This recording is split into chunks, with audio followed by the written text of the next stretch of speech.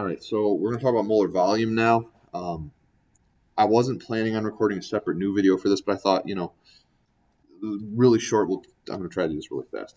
It might be good to hear it from me now, not 10 years ago. I don't know. So the idea is this. So we've already talked about how you deal with mass of particles and then the number of particles. Something we haven't talked about is how much space those particles take up, which is the volume. And that matters when you're dealing with gases. All right, when you're dealing with gases, that makes a big difference. So, and some elements are gases. Now, the big thing first, you're going to see this volume of a gas at STP. Don't worry about this STP thing. That stands for standard temperature and pressure, which is what all gases we're going to be dealing with are going to be assumed to be at. If you change the temperature of a gas, that changes the volume. If you change the pressure of a gas, that can change the volume of the gas. So, but we're not doing that right now, or probably ever in this class. So you don't worry about that. All we care about basically is that 1 mole of a gas. So if you have a mole of a gas, that 1 mole at STP takes up a certain amount of space. All right, and that certain amount of space is 22.4 cubic decimeters. All right, now you're like, what the heck is a cubic decimeter? Well, this little deal right here, cubic decimeters. All right, this is a thing.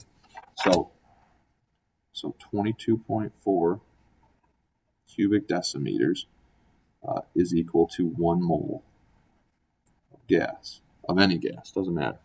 Now, what is a cubic decimeter? Let's keep this a little easier. This is the same thing as saying 22.4 liters. Liters is a volume, which is something you're probably a little more familiar with, is equal to 1 mole of gas. This is the same way of saying 1 cubic decimeter is equal to 1 liter. That's a little bit more familiar, I think. The problems on that you're going to be assigned, they're I think they're all in cubic decimeters and centimeters, but just be aware of that. So pretty much it's all the same. You're doing the same thing, except instead of using grams or Avogadro's number, you're just using this number. All right, that's it. So let's say, what if I said, okay, you've got what is, so I gave you a simple problem where I said, what is the volume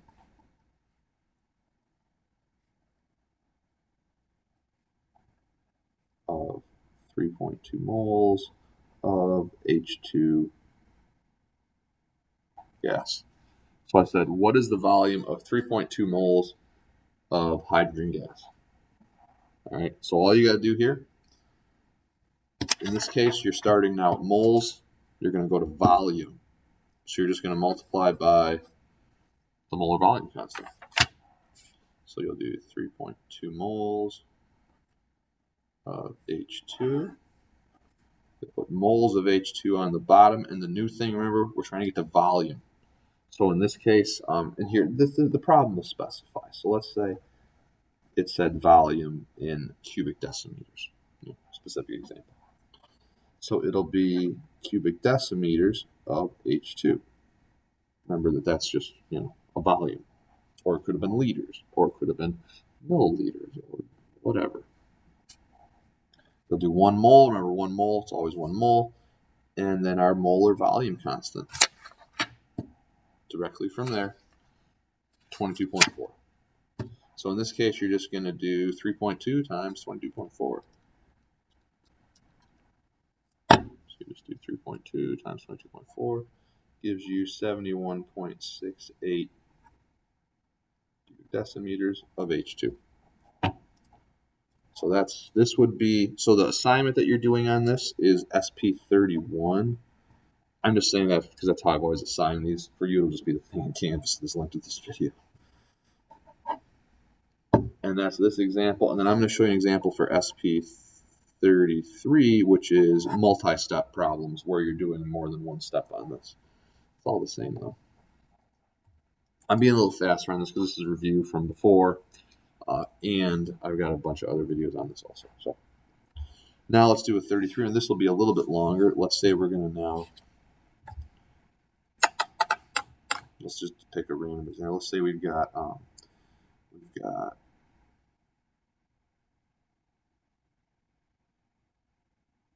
let's say we've got 80 grams of chlorine gas Cl2, that's a Cl, it's chlorine gas. We want to convert to a volume. We want to know how many cubic decimeters.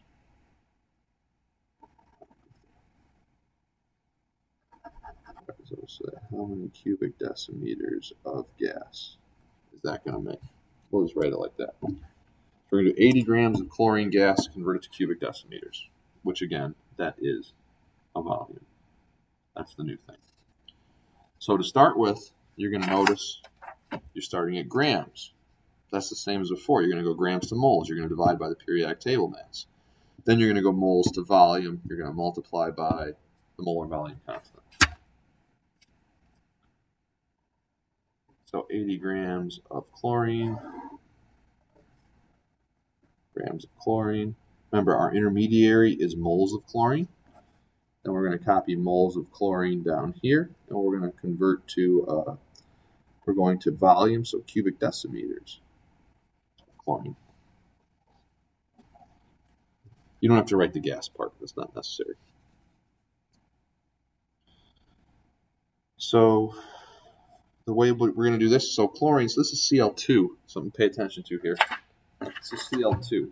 So chlorine's molar mass is 35.45, right? But it's Cl2, so you got to do 35.45 times 2. That'll give you 70.9. So 1 mole is equal to 70.9 grams of Cl2. And then remember this new thing, we're going moles to volume, molar volume constant. So 1 mole, 22.4. So you're basically just going to do 80 divided by 70.9 times 22.4.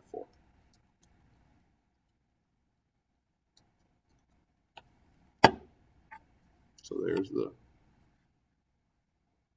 calculator math.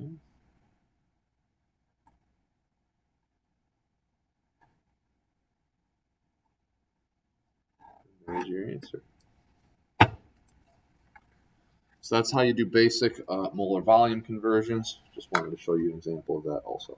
All right, so your assignment to do this, your assignment is going to be doing SP 31 and 33. So that's a decent number of problems. The answers are included there. So it's a decent amount of work. But remember, Thursday, you're not going to have other work assigned. There's nothing else to There's nothing else to do Thursday except there's a quiz. There's a quiz in the afternoon, always a short quiz. But you're going to have all of Thursday to get caught up from the work from Monday and the stuff you're getting assigned today. All right? So if you need more help, watch the other video on this that I've included. It's a little more thorough and detailed. I would encourage you to watch it, actually, as it discusses the homework itself a little bit more. This is just a broad review. And then one other conversion thing you're going to need to know. So that we'll do it up here. So we know 1 cubic decimeter is equal to 1 liter. 1 cubic decimeter is equal to 1,000 cubic centimeters. You're going to need that for, I think, number 5 on SP31. So remember that, because you're going to have to do a conversion. So pay careful attention to your units. And then also, just because it is useful, 1 cubic centimeter is equal to 1 milliliter, just so you know. So you're probably going to want to use these conversions. There you go. Good luck. Please email me if you have questions.